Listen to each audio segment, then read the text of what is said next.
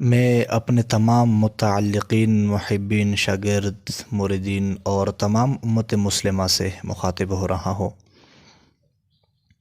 اس وقت عالم انسانیت اس وبا کرونا وائرس کے لپیٹ میں ہے۔ یقیناً ہمیں اس معاملے کو سنجیدہ لینا چاہیے۔ اس وقت حکومت وقت، سائنسدان اور ڈاکٹر حضرات جو ہدایات اور تدابیر اس بیماری سے بچنے کے لیے ہمیں فراہم کر رہے ہیں، ہمیں ان کو اپنانا چاہیے اور اس کے ساتھ ساتھ خوب توبہ اور استغفار کرنے چاہیے۔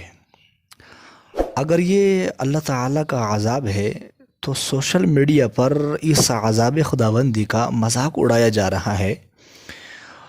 کہیں ایسا نہ ہو کہ اللہ تبارک و تعالیٰ کا یہ عذاب کوئی اور شکل اختیار کر جائے۔ ہمیں استغفار کرنی چاہیے اور اس طریقے سے حرکات و سکنات سے ہمیں بچنا چاہیے۔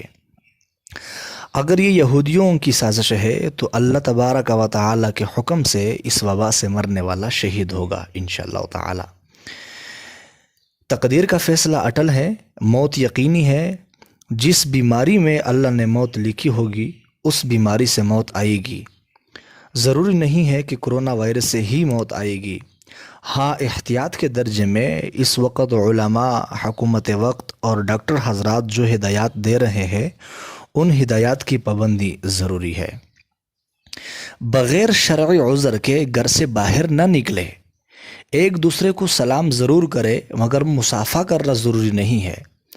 مل بیٹھ کر گپ شپ لگانے سے پرہیز کرے، اختلاط کم کرے، وقفے وقفے سے اپنے ہاتھوں کو دھوئے اور وضو کرے، غسل کرے، ڈیٹول کی اسپرے اپنے گھر میں کرے، گرم پانی سے غرارے کرے یا ہو سکے تو موت واش پایوڈین سے غرارے کرے۔